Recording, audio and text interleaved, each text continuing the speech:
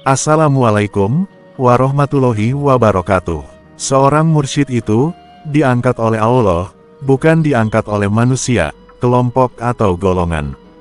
Orang-orang yang tidak tahu membahas tentang mursyid, atau yang di dalam Al-Quran disebut sebagai wali mursyid. Dalam Al-Quran Surat Al-Kahfi 17, barang siapa yang diberi petunjuk oleh Allah, maka ia mendapatkan petunjuk. Barang siapa yang Allah sesatkan, maka engkau tidak mendapatkan bagi orang itu seorang wali mursyid. Sudah wali, mursyid lagi, sejuta wali itu, belum tentu mursyid, seperti sejuta nabi itu, belum tentu satu rasul.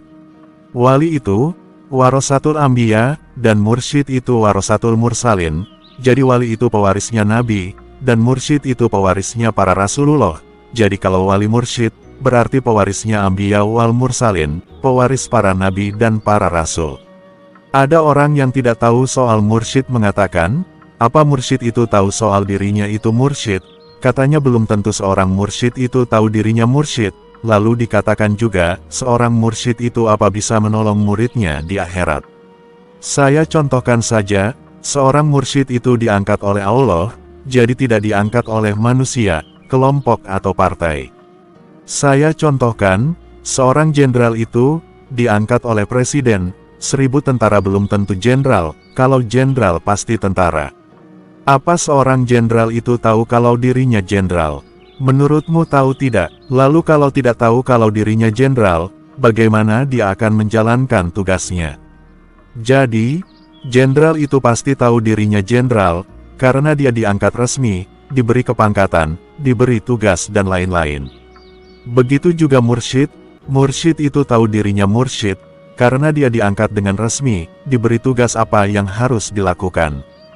Prosesi pengangkatannya seperti ini, ketika penerus mursyid sudah tidak ada, maka para aulia mengadakan sidang langit, dipimpin Rasulullah Shallallahu Alaihi Wasallam, untuk mengangkat mursyid sebagai petunjuk bagi banyak orang, maka semua lalu mengadakan mujahadah, minta petunjuk kepada Allah, siapa yang akan diangkat sebagai mursyid. Seorang mursyid ini harus sudah wali, yang punya kedudukan di sisi Allah.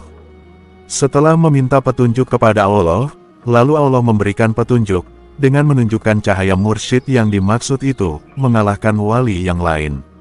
Setelah itu, kesepakatan sidang diputuskan bahwa, mursyid yang ditunjukkan Allah itu yang akan diangkat, dan disetujui oleh Rasulullah Shallallahu Alaihi Wasallam, lalu disampaikan ke mursyid terakhir di dunia ini, yang ditugaskan membayat kepada mursyid yang dituju, dan sudah disepakati di sidang aulia, yang diangkat itu yang akan mewarisi ilmu warisan Nabi dan Rasul.